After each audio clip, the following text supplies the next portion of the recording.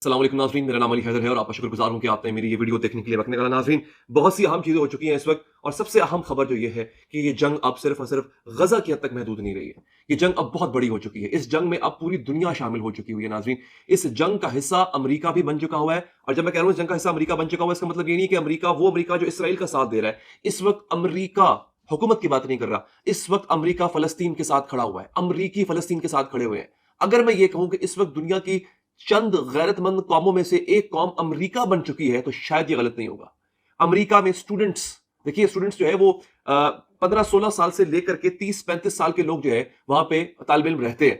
Students इस वक्त जो है उन्होंने अमेरिका को यूं कह लें कि आसमान सर पर उठाया हुआ उन्होंने, और अब ये बात अमेरिका के बाद ऑस्ट्रेलिया में पहुंच गई है। नाज़रीन, ये जो विजुअल्स हैं, ऐसे ऐसे दिल दहला देने वाले विजुअल्स हैं, ऐसी ऐसी खबरें आ रही हैं इस वक्त अमेरिका से कि आप हैरान रह जाएंगे। अमेरिका की कोलंबिया यूनिवर्सिटी से शुरू होने वाला एहतजाज पूरे मुल्क में और इस वक्त पूरी दुनिया में फैल चुका हुआ है। यूरोप एहतजाज कर रहा है, ऑस्ट्रेलिया एहतजाज कर रहा है। सहूनियों को समझ नहीं आ रहा कि इस एहतजाज को हम कंटेन कैसे कैसे करें, इसको हम रोकें कैसे। इस कदर बड़े पैमाने पर एहतजाज हो रहा है और आप यकीन कीजिए उसको कुचलने के लिए आपकी पुलिस, आपको याद है, हम अक्सर कहते हैं ना हमारी पुलिस ने सियासी कारकुनों पर जुल्म ढाए, हमारे पुलिस ने सियासी कारकुनों को मारा नहीं। यकीन कीजिए, मैं आपको वो फुटेजेस दिखाऊं, मैं आपको वो वीडियोस दिखाऊं नाजरीन, जो काम उनकी पुलिस अपने शहरियों पर कर रही है, जितना वो मार पीट रही है उनको, आप भूल जाएंगे। यहां की पुलिस का टॉर्चर भूल जाएंगे आप लोग। इतना मार रहे हैं और उसके बावजूद भी वो लोग बाज नहीं आ रहे। आम लोग हैं, ऐसा नहीं है कि वो सियासी कारकुन है, वो आम लोग हैं और फिर भी वो फलस्तीन, उनका फलस्तीन से कोई लेना देना नहीं है। वो मुसलमान नहीं है, उनके रिश्तेदार फलस्तीन में नहीं है, उनका कोई भी फलस्तीन में नहीं है। उसके बावजूद वो फलस्तीन के साथ खड़े हुए हैं। ये हैरानकुन बात है दोस्तों। एक तो होगा ये। दूसरा, चीन जो है ना नाज़रीन, वो इस वक्त अमेरिका के लिए बहुत बड़ी सरदर्द बन गया है, अमेरिका इसराइल दोनों के लिए। अमेरिका ने चीन पर एक तरह से पाबंदियों की धमकी दी और जो उनके हैं सेनेटर ब्लिंकन, सॉरी जो एंटनी ब्लिंकन है, जब वो चाइना गए, अमेरिका के वजीर खारजा चाइना में मौजूद था, चाइना में मौजूद होकर चाइना को धमकी दे रहा है अमेरिका का वजीर खारजा। उसके जवाब ने अमेरिका को, चाइना ने यूएनओ के अंदर एक ऐसी मुसीबत में डाल दिया कि आप लोग हैरान हो जाएंगे। इसकी तफसील मैं आपको बताऊंगा दोस्तों। दूसरा और आखिरी चीज ये कि यमनियों ने अब अमेरिकी ड्रोन्स और अमेरिकी शिप्स और अमेरिकी जहाजों को निशाना बनाना शुरू कर दिया है।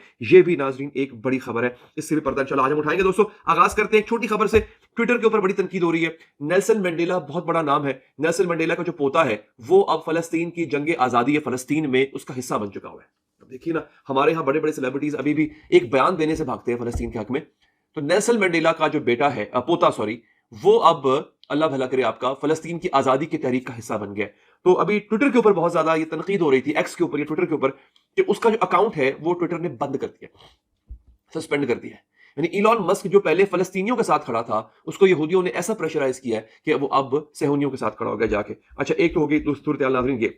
अब मैं आपको तफसीलात बताता हूं। बाय द वे, अगर आप वो विजुअल्स देखना चाहें जहां पे पुलिस अपने ही शहरियों पर ऐसा जुल्म कर रही है कि आप इसराइलियों को भूल जाएंगे, अमेरिका की, ऑस्ट्रेलिया की, यूरोप की, मेरे ट्विटर का लिंक डिस्क्रिप्शन में मौजूद है, आप जाके वहां पे देख सकते हैं। अच्छा, अब हुआ क्या दोस्तों, सदर है ये जो एंटनी ब्लिंकन है, अमेरिकी वजीर खारजा, ये जाते हैं अमेरिका और वहां जाके ना ये अमेरिका को अल्लाह भला करे खरी खरी सुना देते हैं। अच्छा, कहते हैं जनाब कि चाइना को खरी खरी सुना देते हैं कि चाइना रूस की मदद कर रहा है और रूस जो है पूरे यूरोप के लिए खतरा है, ये वो इस तरह की बातें उन्होंने की। चाइना सुनता रहा कि हमारे घर में आके हम ही क्यों में आऊं। अब चाइना ने क्या किया, रूस में आपको याद होगा पिछले माह एक हादसा हुआ था। एक कॉन्सर्ट के दौरान कुछ दहशतगर्द घुस गए थे और वहां पे उन्होंने फायरिंग करके 100 के करीब लोग मार दिए थे। इसका खदशा इसराइल पर और अमेरिका पर जाहिर किया जा रहा था। चाइना ने यूएनओ में बैठ के इस बात की तहकीकात का मुतालबा कर दिया है, क्योंकि चाइना मुस्तकिल मेंबर भी है और यूएन सिक्योरिटी काउंसिल का मेंबर भी है, तो चाइना एक मजबूत मुल्क है। चाइना ने कहा है कि इस वाकये की जो रूस के साथ पेश आया, इसकी तहकीकात होनी चाहिए। इसमें फंसता कौन है? इसमें इसराइल फंसता है, इसमें अमेरिका फंसता है, और इतना बड़ा फंसता है कि जो सबसे बड़ी खबर नाज़रीन ये है कि अभी थोड़ी देर पहले इजराइल के ऑफिशियल्स ने बशमूल उनके प्राइम मिनिस्टर ने एक इमरजेंसी मीटिंग जो है, इमरजेंसी मीटिंग अभी उन्होंने होल्ड की है। क्यों? किसी भी वक्त आईसीसी, इंटरनेशनल क्रिमिनल कोर्ट जो है, यानी जो आलमी अदालत जुराइम है, उसकी तरफ से बेंजामिन नेतन्याहू के अरेस्ट वारंट निकल सकते हैं, यहां तक कि उनकी पूरी काबीना के अरेस्ट वारंट निकल सकते हैं। यह बहुत बड़ी खबर है नाज़रीन। किसी वक्त Netanyahu and other prominent cabinet ministers will finally be held accountable for their war crimes.